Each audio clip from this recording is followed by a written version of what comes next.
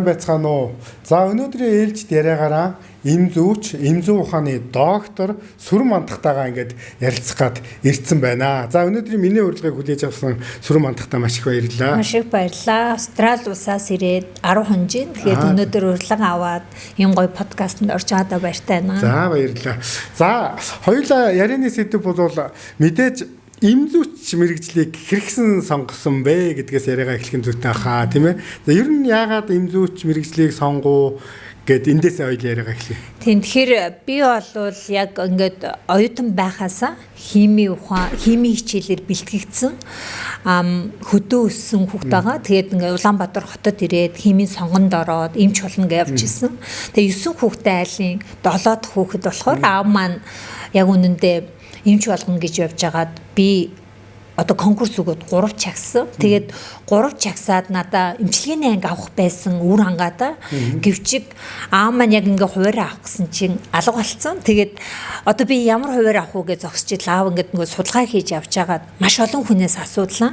Миний охиныг амьдралд хүргэх хамгийн боломжтой мэрэгжил эмзүүч гэж энийг авал гэдгсэн. Тэгээд тэр мэрэгжлийг сонгосон. Тэгээд тэр мэрэгжлийг сонгоод аав маань миний амьдралыг ингээ бас чиглүүлэх суурийг минь тавьсан маш их баярлалаа. Тэгэлгүй яах вэ?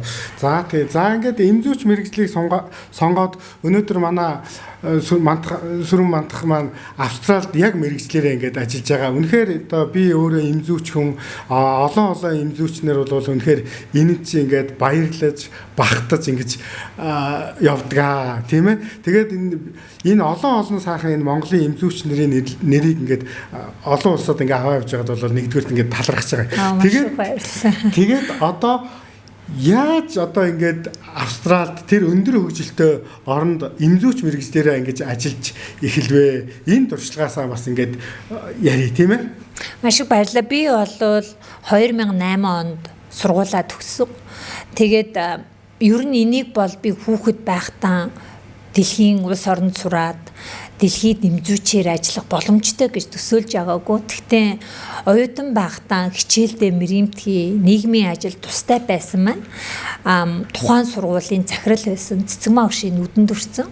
Тэгээд тэр багш маань надад Ашуусын эмзүү сургуулийн багш болохыг зөвлөсөн. Тэгээд тэр эрдмийн өргөөнд ороод энэ гоё эрдэмтэн багш нараас сураад өсөх боломжтой юм байна гэдгийг харсан. Тэгээ өсөж явжаад ер нь бол эрдэмтэн болъё гэд хятад улсад очив. Хятад улсад очиод буцаад их орондоо ажилласан. Тэгээ тухайн үед бол буцаад их орондоо ажиллахад манай эмзэн сургууль дэлхийн эмзүүчдийг бэлтэн гэдэг урайтай байсан. Тэгээ яг тэр үед би эрдэмтэн болцсон байж байгаа. Гэтэ миний дэлхийн эмзүүч бэлтэх суур хаанаага ойлээ би чадах үлээ гэж бодож ер нь бол дэлхийн хэлийг сурыг гээд Ирланд оронд очисон. Тэгээ Ирланд оронд очиж хэлээр сурж байжгаад тухайн орноо судлахад надад бас нөөц нарай бага санагдаад тэгээд өөр оронд бас ингээд аплайдж үзсэн. Тэгээд яг ийм хувь тавилангаараа бас ер нь Австрал зориё гэж бол зориогүй. Гэтэ ингээд нөгөө сонгосон орнуудын маань нэгэнд тэгээ бас одоо хамтран ажилласан байгууллага тийм нөгөө виза эйженттэй талархлан мессеж бичсэний үндсэн дээр надад одоо энэ гайхалтай оронд аплайдад үзгээд 2 дахь сонголтыг өгөөд тэгээ аплайдгаад хувь тавилангаараа тэр оронд очисон. Тэгээ ингээ очиход болвол яг л нэг миний эх орон шиг дулаахан гой тосч аваад тэр нь ингээ надад айгу гой мэдрэмж өгөө. Тэгээ ер нь бол яг намайг Австрали улсад очиход манай эмзүүч найз намайг тосч авсан Айка гэд яг манай дээдлийн төгсөл. Тэгээ тэр маань энэ агуу үнэтэй оронд маш удаан амьдарсан. Гэхдээ надад чи өстө очингуудаа л мэрэгчлэрээ ажиллая шүү. Тэрэн дээр байдсан бэ гэж өөрийнхөө дуршлагаас надад хэлсэн учраас би тэднийг үнэгүй сар байрлаж тэр хоорондоо ажиллаа хааж тэгээ маш азтайгаар одоо 7 хоногийн дотор Австралид очиод эмзүү одоо эмийн салбарт нь орсон. Гэтэ тэр эмийн салбарт очихдоо мэдээч хэрэг би эмзүүчээр бол шууд орох боломжгүй. Гэтэ эм найруул одоо pharmacy assistant-аар эхэлсэн. Тэгэхээр энэ бол миний хувь тавилан. Яг амар төлөвлөсөн юу биш. Зам нь одоо гоё хүмүүстэй учирч гоё замаар явсны үр дүнд өнөөдөр би бас энд хүрээд явж байгаа. Тийм тэгэхээр энэ завшааныг ашиглаад найздаа бас их баярлаа гэж бас хэлмээрээ. Тэгэлгүй яах вэ тий. За тэгээд ер нь одоо Австралид ингээд эмзүүчээр ажиллахын давуу гэдэг юм уу. За тэгээ бас мэдээж энэ юунд хүрэхийн тулд бас чамгүй бэрхшээлийг туулсан баг тийм ээ. Тий, ер нь тэгээ энээсээ бас жоохон дэлгэрүүлээд ярил. Тэгээ ер нь бол Австралид нэг ялангуяа одоо Монгол шиг тий хоёр дахь ийм орнуудын хүмүүс эмзүүч болох маш хүнд. Гэтэ надад бол дөнгөж Австралийн одоо эмийн сан туслагчаар орчоод эмзүүч болно гэдэг мөрөөдөл бол байгаагүй. Яаж би энийг давах вэ гэдэг өдөр болоод байсан. Тэгэхээр ингээд нөгөө учраа мэдэхгүй хэлн бас асуудалтай. Аялга нь өөр орных. Тэгээд Австралийн жинхэнэ англи хэлдэг хүмүүс ирэхгүй бас бүр интернэшнл хүмүүс орж тэр болгоныг барих, системээ ойлгох, хэлээ сурах. Тэгээд ингээд явж байгаад ер нь бол 6 сар хамгийн ихэндээ бол маш их зовсон, орхиж явахыг бодсон. Гэтэ нөгөө Австралийн эмзүүч юм найруулагчийн ажиллаж байгаа туршлага нь ялгаа. Нэг шатны дээр доор ажилдаг байдал. Тэгээд дээрэс нь тэр эмзүүчийн итгэл өгөөд ирж байгаа үйлчлүүлэгч, эмзүүчтэй хандаж байгаа тэр үйлчлүүлэгчийн хандлага бүх юм тийм миний одоо яг л нэг юм хүсэж байсан мөрөөдлийг ингээд яг тэрлүү чиглүүлээ. Дээрээс нь би нөгөө туслах учраас нэг шатны доор ажилдаг. Тэг ямар ч хүн ирсэн би одоо ингээд төрүүлж хүлээж авчаад юу хэрэгцээтэйг нь тооцоолоод миний туслах юм байвал өгөөд боломжгүй бол би заавал эмзүүч рүү одоо реферал хийж эмзүүчтэй мэдээлдэг. Тэгэхээр би тэр эмзүүчтэй мэдээлэх гээд нэг шат ахаад тэр яг шатан дээр очихтол миний цээж тэнийж те тэр нэг юм вау энэ рүү л орчвол би гоё болох юм байна.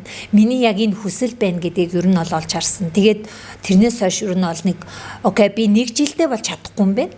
5 жилийн мөрөөдөл тавиал гэж ер нь бол зорьсон. Тэгээд тэрнээсээ ер нь анхны гараагаа эхлээл тэгээд маш зоригтойгоор энэ шалгалтыг бас өгч тийм өгөх одоо шийдвэрээ гаргаж бас энэ удаан хугацааны энэ аялал руугаа орсон байна.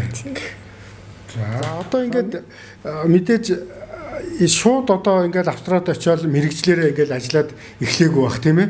Одоо энэнд хүрэхийн тулд яг ямар ингээд шат дараалсан одоо сургалт, ажил юу гэдгийг ингэж явдгийм бол тэгээд түрүүн хэлсэн би бол одоо дэлхийн эмзүүч болох мөрөөдөлтэй Австралид очиагүй.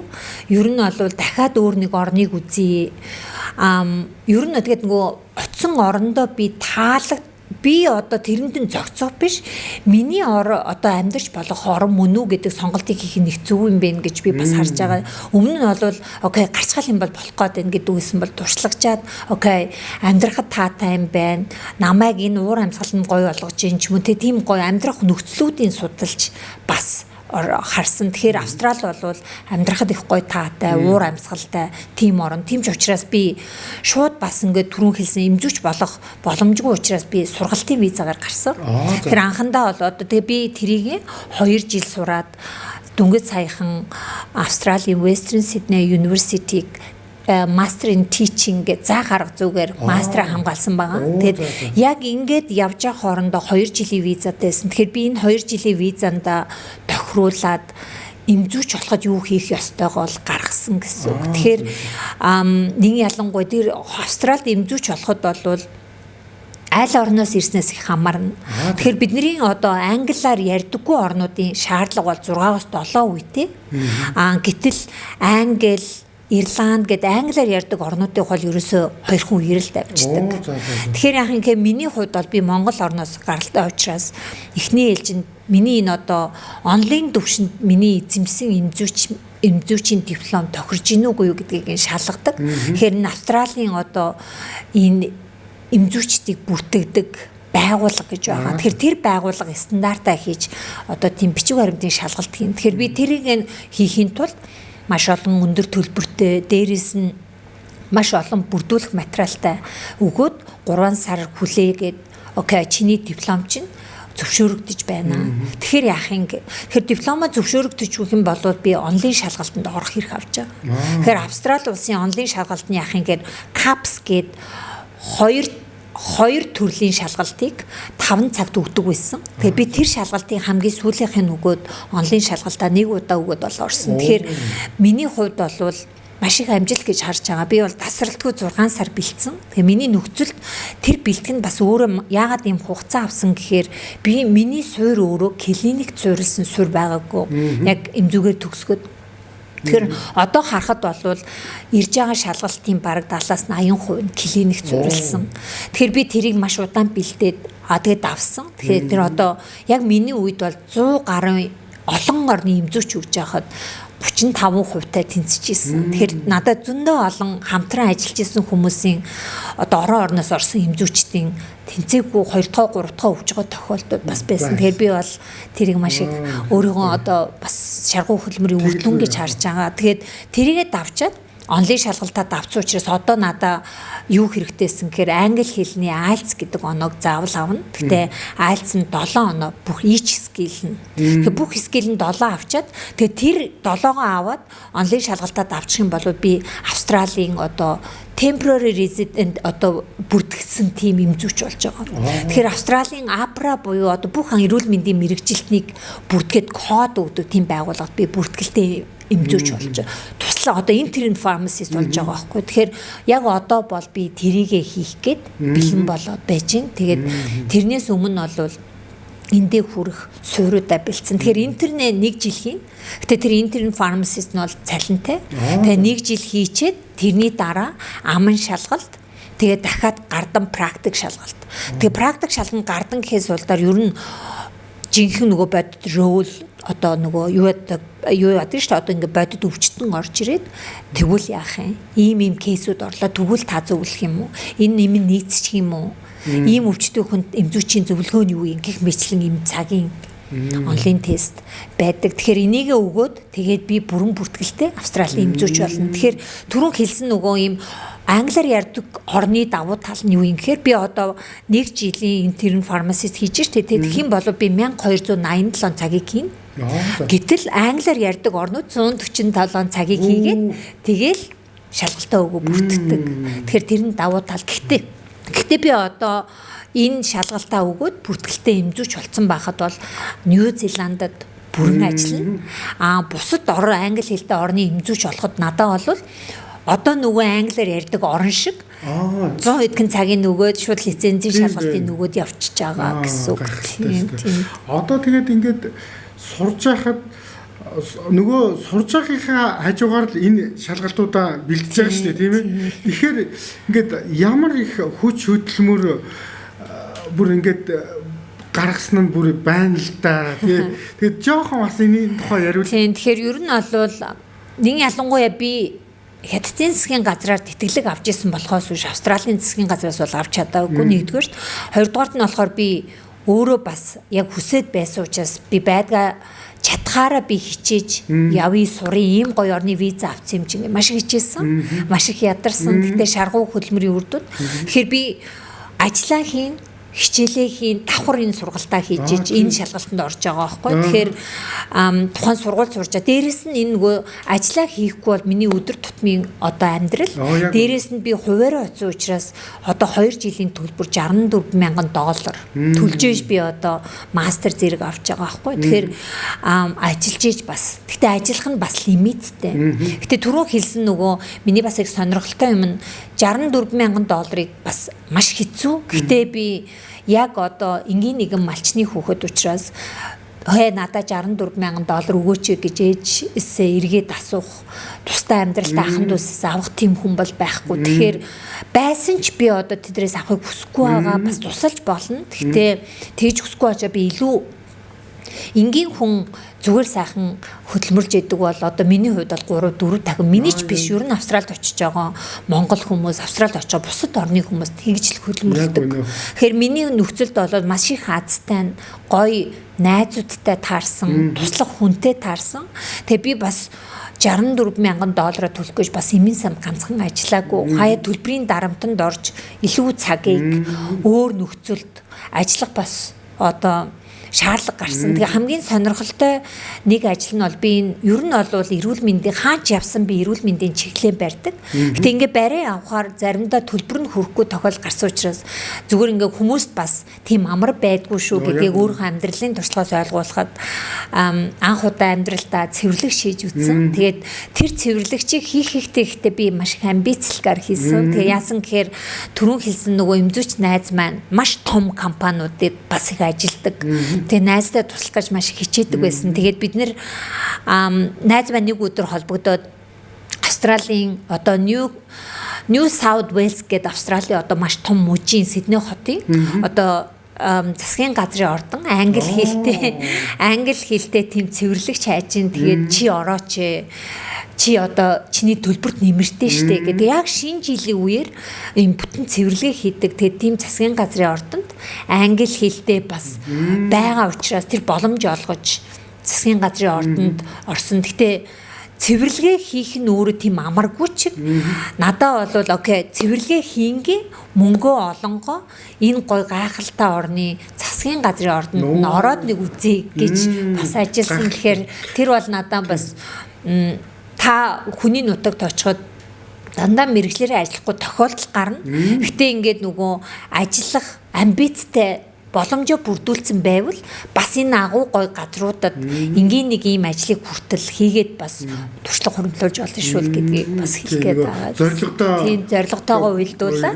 Тэгээ өөрөө бас надад одоо чинь би эмзүүч олцоод Монголын засгийн газрын ордонд бас тоотоо орсон хүн байгаа байхгүй юу те. Тэгэхээр тий гахалтай орны засгийн газрын ордонд бас окей чиний хэлж аваад үүсэж шүү болж шүү гэж тэнд хийж гин гэдэг бол надад бас амьдралд минь бас их тохиолсон ховор тэгээд надад бас шинэ туршлагуудыг өгсөн гоё үе байсан. Тийм байна. Олон улсад эмзүүчээр ажиллаад ингээд түүчээлээд явна гэдэг бол одоо чи бол ингээд ер нь бол ингээд нөгөө мөс зүсч явж байгаа хүн бохгүй юу? Тий. Би одоо ингээд чиний саяны яриаг ингээд яхад үнэхээр бахархаж ингээд сонсож байна л да. Тэгээд одоо хоёулынгийн энэ яриаг ингээд сонсохоор бас ингээд өөрийн чин араас ингээд дагаад одоо олон улсад гарыг ингэж мэрэгжлээ сайхан үнэлүүлж ажиллаж амьдрий гэдэг ингээд залуучууд бас их үлгэр авна л да. Тэгэхээр ер нь одоо ингээд мөс зүсээд ингээд түүчилж явж байгаа хүний хувьд ер нь ингээд залуу эмзүүч нарт хандаж зөвлөгөө энэ талаараа бас дэлгэрүүлж ярил. Маш их баярлалаа. Ингээд нөгөө таны ингээд багтан баярлан сонсож ийн гэдэг урмын үгийг сонсож маш их баярлж байна. Маш баярлалаа. Им гоё ахтай өнөөдөр ярьцлага хийгээд тэгээд бас энэ ингээд туршлагаа хуваалцаж байгаадаа дахин баярлж байна. Тэгэхээр яг үнэн таны хэлсэнчлэн ер нь бол сурснаа түгээхийг маш их хэрхэмэлдэг. Гэтэ би түрүүн хэлсэн зүгээр нэг малчны хүүхэд би бол тэгэхээр яг үнэндээ миний ахан дүүст миний одоо эргэн тойронд эмнэлгийн хүн бол байгаагүй. Гэхдээ яг өнөөдөр энэ замыг туулахад аа маань суурийг тавьсан. Гэтэ ингээд ийм гайхалтай сургуульд орж ирэхэд эрдэмтэн багш нар маань бөөцөөлөөд тэгээд тэр миний дотор байгаа олон зүйлийг асааж өгсөн. Нэг ялангуяа эмзэн сургуулийн багш нар тэгээд цэцэгмаа профессор, дайрмаа багш, тэгээд эмийнхээ мургамал судлалын тэнхмийнхэн гэдэг ингээд бүх одоо даваа сүрэн багш, миний магистрийн удирдагч. Тэгээд ер нь бүх багш нараас сурдаг. Яг тэр замаар явсаар байгаа би өнөөдөр хүрсэн. Тэгээд энд хүрэх нь өөрөө маш их шаргуу хөлбөр, маш их төвчээр шаарддаг. Гэтэ тэрийг би бас маш олон аргаар даван туулж аж өнөөдөр хүрс. Тэгэхээр энэ олон замыг туулаад өдийг хүрснийгээ би дандаа хаан ч очсон юм сурсан, эх орондоо түгээх юмсан, хөрхөн дүүнэртэй хэлчих юмсан гэж би боддог. Тэгэхээр яг багш нар надад үлгэрлсэн шиг багш надад юм өгж байгаа би ирээдүйдээ юу өгөх гэдэг зарчмыг маш их баримталдаг. Тэгэхээр би одоо миний гараа бол одоо түрүү хэлсэн Хятадын засгийн газрын тэтгэлэг аваад сурсан. Тэгэхээр би энийг бол эрхэм сургуулийнхаа профессор багш эрхэм сургуулийнхаа нэр хүн дээр би тэнд бас тэтгэлэг авч боломж олж суурэ бэлцүүч би тэнцсэн байхгүй юу.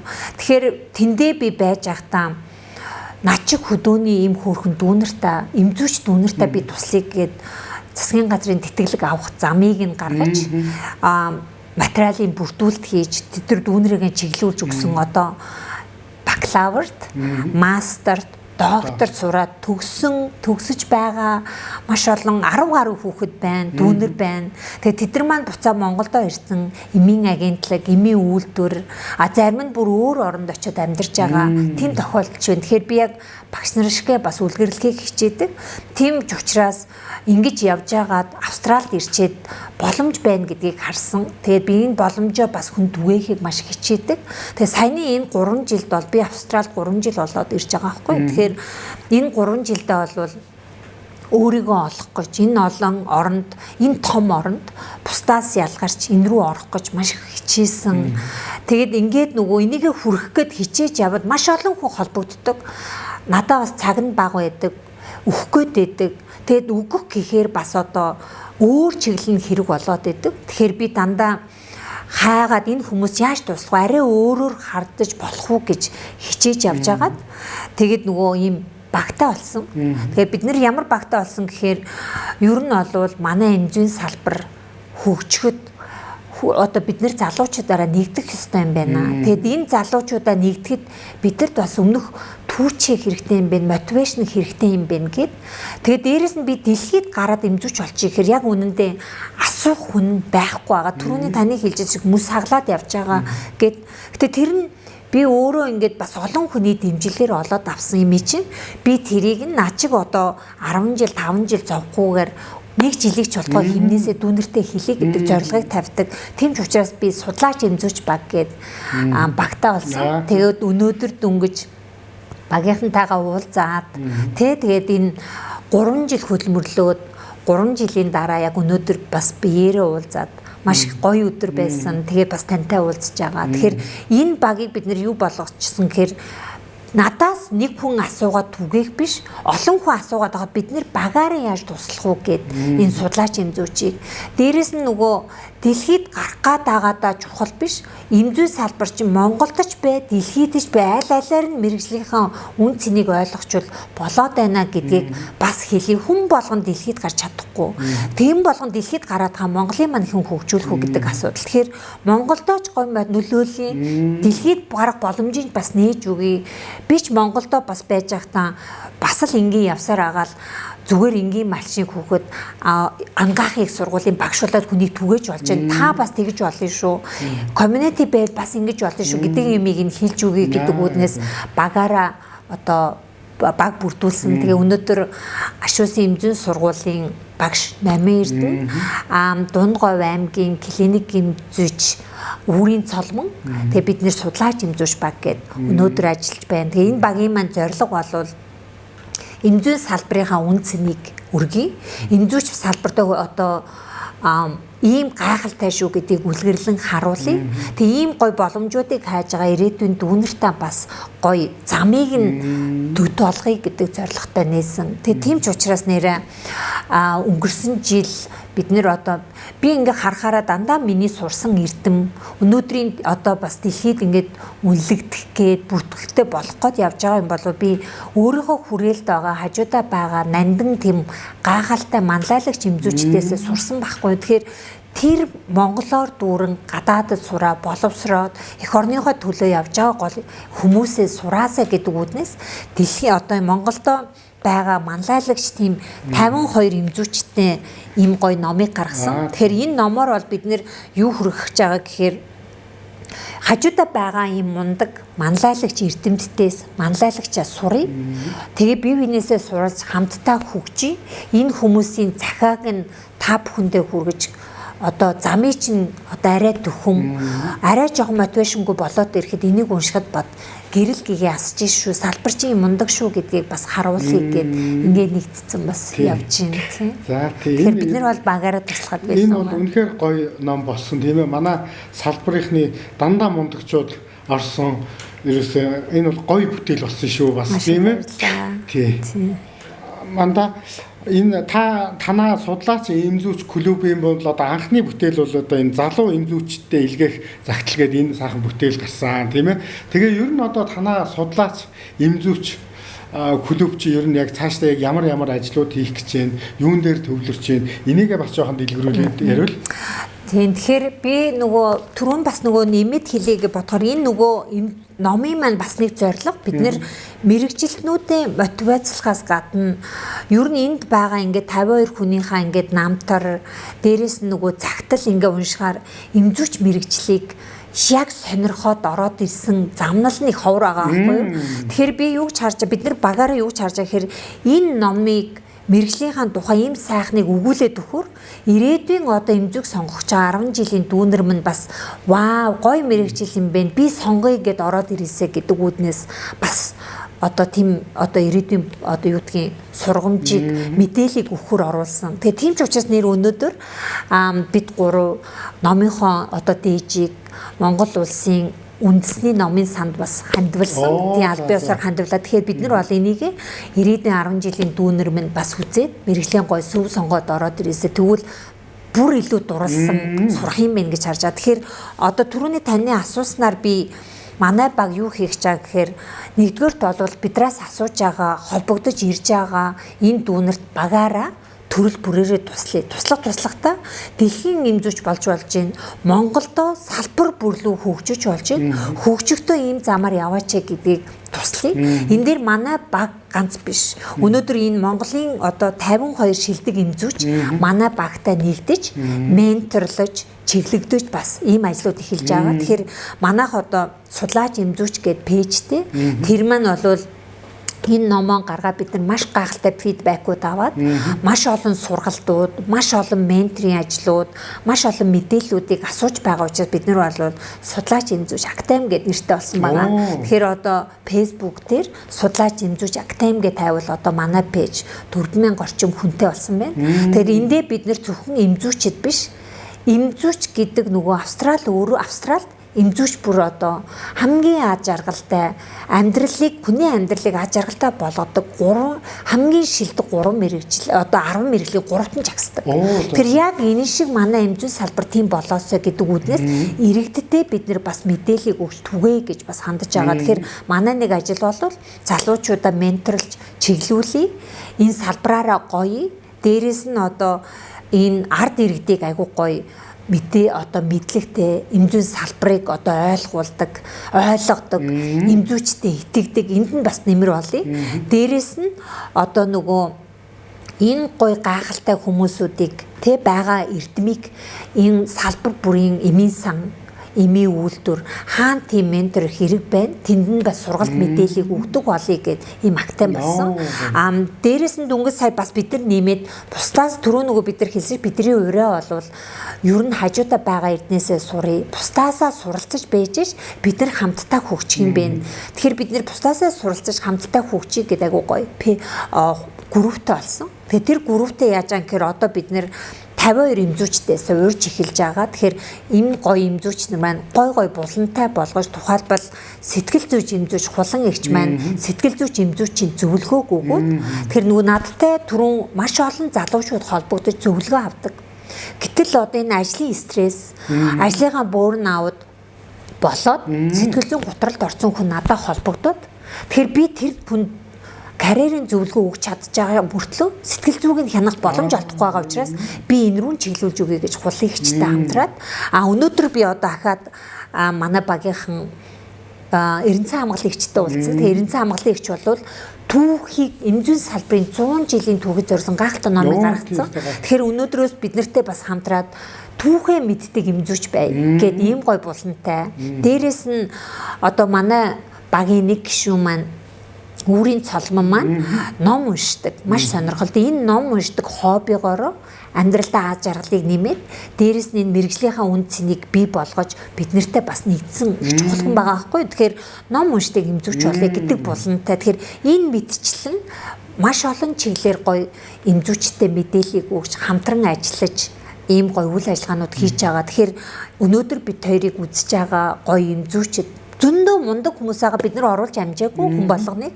Тэгэхээр энэ ном бол цувралаар гарна. Тэгэхээр яг манай багт нэгдээд салбарынхаа төлөө бусдад уриалгах гэж байгаа, хамтран ажиллах гэж байгаа байгууллага, хамт олон тэгээд гоё эмзүүчдийг биднэрт бас нэгдээрээ холбогдоорой гэдгийг бас хэлье гэж бодож байна. Одоо тэгээд за ингээд судлаач эмзүүч академи маань бол ийм олон гоё ажлууд хийх нь байна. Энэ бол ингээд цаашдаа ингээ гоё хөгжөөд дэлгэрээд ингээд явнаа. Энэ бол дамжиггүй.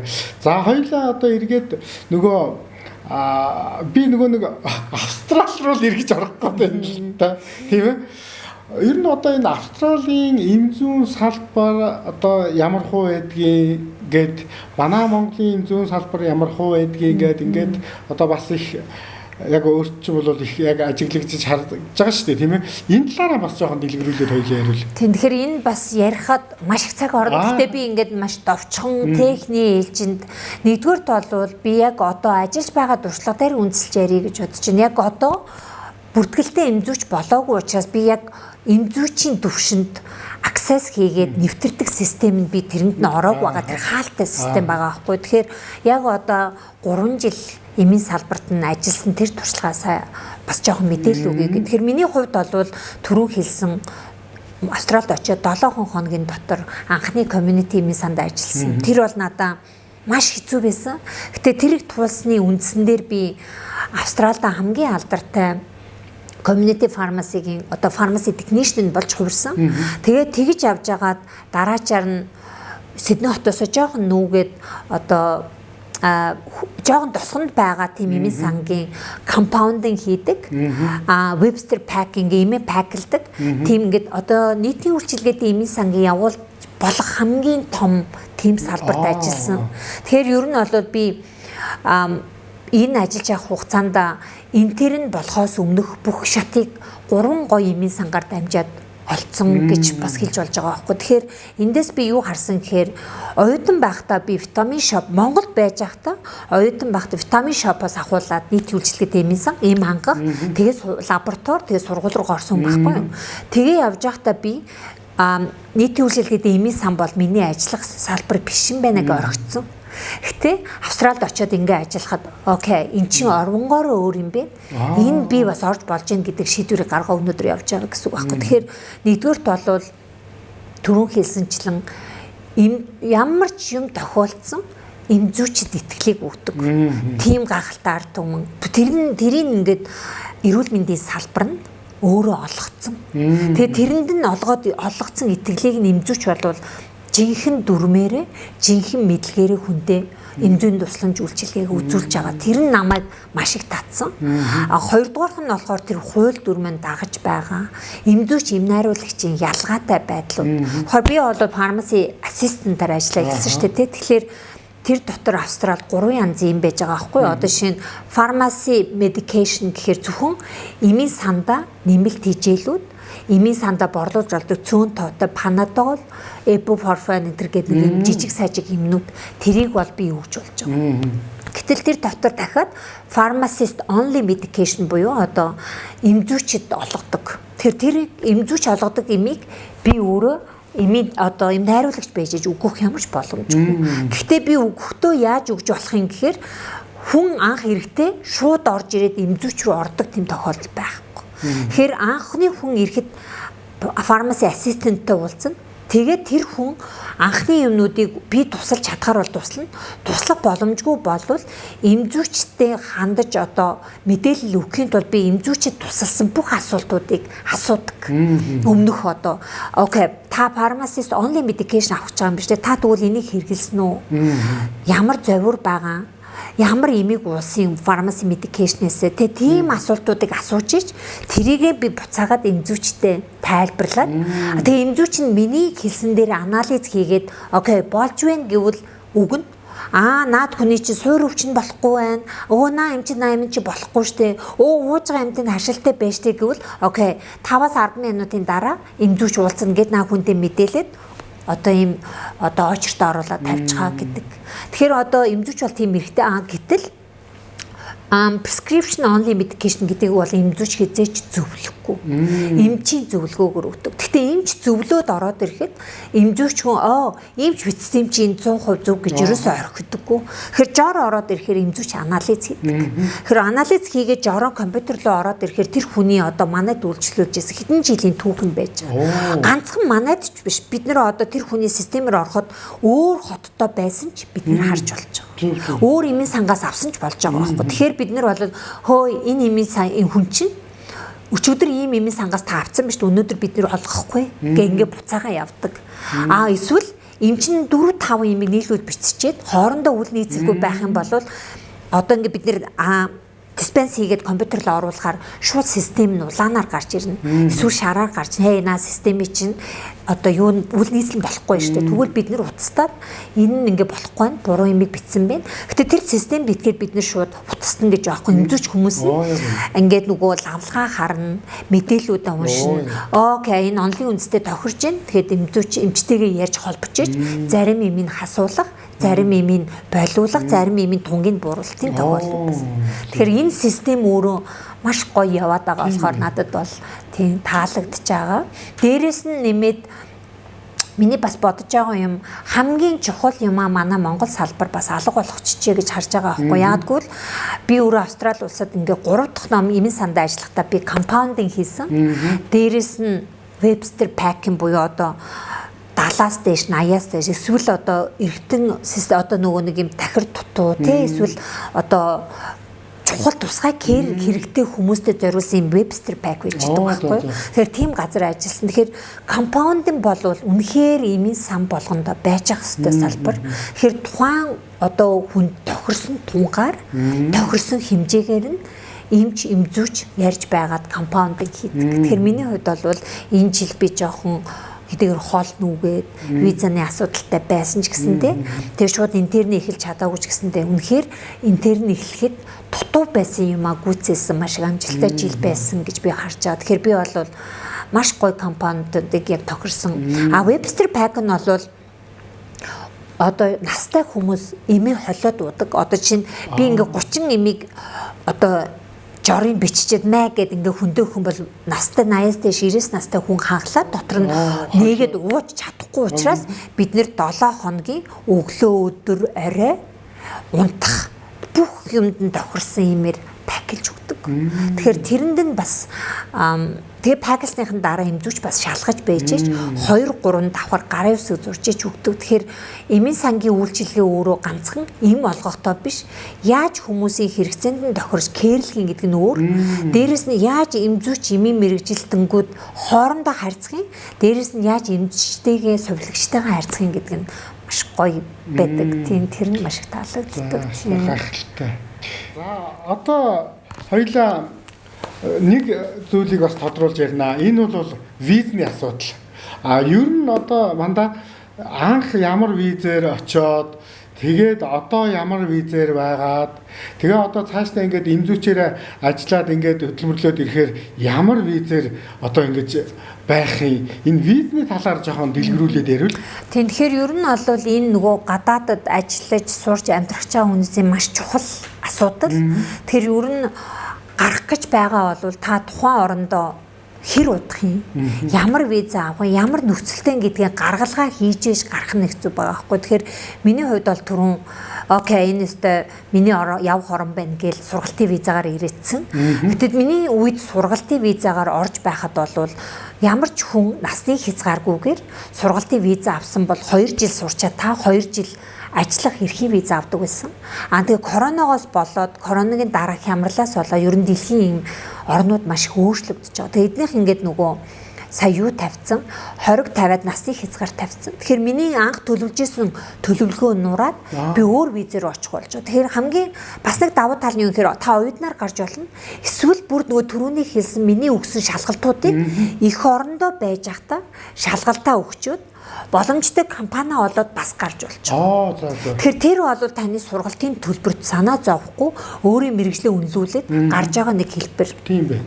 Энийний дараа бас яах юм гэхээр хэрв та сургалтын визагаа дуусгаад эмзүүч мэргэжлийн одоо болцсон биз дээ эмзүүч бүртгэлтэй. Тэгэх юм бол тэр их гоё систем. Тэгэхээр манай Монголд эмзүүч бас их хэрэлт хэрэгцээтэй чухал мэргэжил байдаг шиг Австрали оронд нэн шаардлагатай мэргэжлийн зайлшгүй шаардлагатай тэгээд нөгөө ийм ажилтан дутаад байгаа мэргэжлийн жагсаалтанд эмзүүч орсон биш үү. Тэгэхээр ийм мэргэжилтийн хүн яах юм гэхээр одоо миний дараагийн сонголт бол түрүү хэлсэнчлэн би маш их ядарч маш их замыг туулж энд хүрсэн. Тэгэхээр би нэгэнд хүрнэ гэд амлаад бас явж байгаа голдон орчоор хайж болохгүй байгаа учраас би визатаагаа тэмцэж байгаа байхгүй. Тэгэхээр түрүүний ингээд нөгөө одоо надад энэ жил тохиолдсон бас нэг асуудал нь 2 жил сурчаад би өөрөө дараагийн визанд аплайдах боломжгүй болчихж байгаа байхгүй. Тэгэхээр надаа Тэгээд айгүй азтай тэгсэн чинь надад 3 дахь хэмээн сан маань спонсоршип виза өгье гэд хэрв та өөрийгөө таниулаад боломжтойгоо харуулж чадвал Австралид спонсоршип өгөх компани зөндөө байгаа. Тэрийг олж чадвал. Тэгээ өгье гэдэгтэл надаас шалтгааллахгүй юм нь миний визаны хугацаа дуусчихаар би спонсор компани олсон ч авч чадахгүй болчихсон. Тэгэхээр би дараагийн ганцхан сонголт нь надад дахиад сургалтаар суух. Тэгэхээр би одоо Master in Business and Leadership-ээр Research Master хийж байгаа аахгүй юу. Тэгж бэжж би одоо өөрийнхөө зорилгыг гүйцээх гээд байгаа аахгүй юу. Тэгэхээр би бол өмнө яг үндэ сурахаа зогсоож ирсэн. Гэтэл амьдралын шаардлагаар би хүслээ биелүүлэх гээд өөр надаа юм одоо бас жоохон ядуу буурай ийм орнуудын бас нэг ийм сул тал нь иргэдтэй хүндрэлтэй тал нь энэ байж байгаа аахгүй. Тэгэхээр би нэг нь л ийм юм чи хүлэн зөвшөөрөөд дараагийн алхмаа хийх зур аахгүй. Тэгэхээр би 2 дахь сургалтаа авч байгаа. Тэгэхээр одоо бол 2 дахь сургалтын визатай. Тэгэхээр би энэ 2 дахь сургалтын визан дээрээ маш сайн нарийн ажиллаж байж эмзүүч болчих юм бол энэ туршлагаа ашиглаад point цуглуулад тэгэхээр point цуглуулна гэхээр яа гэхээр та нэг шаардлагатай мэрэгчлэр мэрэгсэн байх хэрэгтэй. Тэгэхээр би бүртгэлтэй хэмжиж болж байгаа маш өндөр оноо авч байгаа байхгүй. Тэгэхээр таны англи хэл амар мундаг байх хэрэгтэй. Бас оноо авч. Өө та тэгээд Австралид мастер юм бэ. Өө та доктор юм бэ гэдэг оноонуудаа өгсөөр агаад тодорхой оноотой болсон байхад би болвол PR визанд одоо өгөх боломжтой болж байгаа. Тэгэхээр ер нь бол би одоо намайг сонсох тэг хойлонгийн яриаг үзэх дүүнертэй маш ингээд ирээдүй байна. Таны энэ эмзүүч мэрэгжил чи өөрөө дэлхийн хаанч бай, Монгол эх орондооч бай амьдралыг чи үнэхээр миний аавыг хэлсэнчлэн чиний амьдралыг гэрэлтүүлэх үнэхээр гайхалтай гоё мэрэгжил шүү. Тэгэхээр ингээд боломж бол байна. Зөв замаар яваарай. Тэгэхээр ингээд нөгөө зөв замаар явна гэхээр та мэдхгүй над шиг бас зөндөө байгаа. Гэхдээ таны өмнө бас боломжийг чинь гаргаад байгаа зөндөө олон хүн дэлхийгээр дүүрэн байгаа байхгүй манай эмзүүчид. Тэгэхээр Монголд ч дүүрэн бид нэр ингээд 52 хүний гаргацсан байна шүү дээ. Тэгэхээр энэ нэтворкноо сайжруулад өмнөө байгаа мундаг хүмүүсээс хажуудаа байгаа гоё нандин хүмүүсээс суралцаач. Мэдээлэл аваач. Тэгэхээр нэтворкноо сайжруулад хамтдаа баг болгон ажиллаач. Тэгвэл тэгээд энэ мэрэгжил чинь таны одоо амьдралыг үнэхээр гэрэлтүүлэх гайхалтай мэрэгжил шүү л гэж хэлсэн байна. Тийм байна. За, ёстой өнөөдрийн яриа үнэхээр гоё, сонирхолтой, амттай бүр тийм яриа боллоо. За, тэгээд одоо хоёлаа ер нь ингээд яриагаа одоо өндөрлөе да. Тийм ээ, зөндөө их мэдээлэл өглөө. За, тэгээд одоо үнэхээр сүрэн мандах дүүтэй маш их баярлалаа. Нэгдүгürt миний урилгыг авч ингэж одоо миний энэ подкастэнд орсонд. За, хоёрдугаарт одоо энэ их зорилго, тэмүүлэл одоо тэгээд энэ манлайлж яваа. Тэгээд араасаа ингээд зөндөө олон залуус дүүнрийгээ ингээд энэ эмзүүч мэрэгжлийг гоё гэдгийг таниулж ингэж явж байгаад үнэхээр баярлж гэн, багтж гэн. Бахархаж шүү мэдөө. Маш их баярлалаа мэдөө. Маш их баярлалаа. Тэгэхээр өнөөдөр цаг заван гаргаад тэ намайг бас энэ гоё би бас таны нэвтрүүлгийг үзчихсэн. Их гоё эрдэмтэд гоё хүмүүс, салбарын гоё хүмүүс ордын мэлээ. Тэгэхээр ийм гоё салбарыгаа бас манлайлж байгаа. Энэ ахыхан подкастэнд орсондоо маш их баярлж байна. Тэгээд олон хүнд хүрч, олон хүн бас мэдээлэл авч өгөх баха. Тэгэхээр энэ маш цөөхөн цагт боломжоор бас хэрэгтэйг нь өгөх гэж хичээлээ. Тэгэхээр илүү мэдээллийг авах бол түрүүний хэлсэнчлэн манай багтай холбогдох эсвэл одоо бидний одоо пэйж хуудасаар тэ эсвэл надтай ингээд холбогдоход дандаа би сурснаа өгөх гэж хичээдэг байгаа. Тэгэхээр та нарт бол нээлттэй шүү л гэж хэлмээр. За, ингээд өстой амжилт хүсье. Баярлалаа. Баярлалаа. За, баярлалаа.